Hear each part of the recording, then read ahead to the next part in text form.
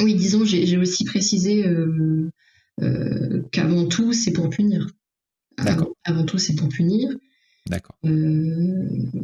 Et vient après des objectifs qui sont apparus bien plus tard, en fait, dans un mouvement de, voilà, de quelque part de vouloir améliorer l'individu, de le considérer comme une personne plus que comme de punir en fait davantage l'acte que la personne.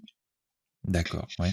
Et évidemment que à la base, la peine sert à punir. C'est l'essence même du mot en fait. Hein, même.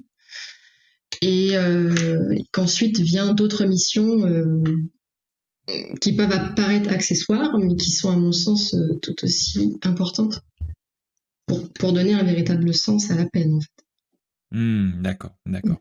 Et est-ce que tu vois, alors c'est peut-être, t'as peut-être pas assez de recul par rapport à ça, mais est-ce que tu penses que dans notre société, cette transition qui s'est faite de la peine, point, c'est-à-dire la punition, jusqu'à maintenant, certes la punition, mais aussi de la réinsertion, mais aussi des choses, on va dire, plus positives. Est-ce que tu penses que cette évolution, elle continue? C'est-à-dire, est-ce qu'il est envisageable que qu'on se rapproche vraiment d'un modèle où la punition, elle va, enfin, son intérêt, on va dire, va diminuer? Pas vraiment. Enfin, il faudrait, à mon sens, pas le souhaiter, mais il faudrait par contre mettre davantage l'accent sur les deux autres fonctions que j'ai mis un peu en avant dès le début. D'accord. Parce que si on met trop le poids sur cette notion de justement de peine, il y a beaucoup d'auteurs, hein, notamment canadiens, il y a toute une mouvance là-dessus qui repense quand même la peine et qui mettent davantage en avant nos services, les services pénitentiaires d'insertion et de probation, pour dire derrière le crime, il y a une personne. Alors je mets le crime dans une globalité. Hein. Voilà. Pas que le crime étant précisé pas le crime le plus grave, mais derrière le crime, il y a le fait criminel. Quoi. Il y a une personne. Et quel est le but de la société?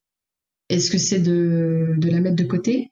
Est-ce que c'est de la considérer comme comment dire, ne faisant pas l'affaire, ne pouvant pas être dans une société normale où elle peut travailler, où elle peut rapporter un enrichissement économique ou personnel à chacun.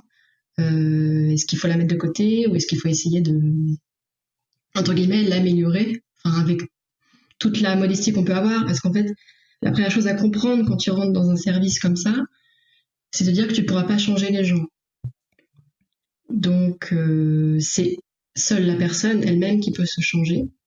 Mais par contre, tu peux créer un déclic en fait, et c'est très, ça appelle vraiment les études de psychologie en fait. Tout ça est très psychologique. Enfin, on fait peu de droit dans un service pénitentiaire, insertion et de probation. On fait beaucoup de relations humaines, de compréhension de l'autre, de psychologie. Et si on n'a pas cette empathie pour l'autre, en fait, on peut pas créer un résultat.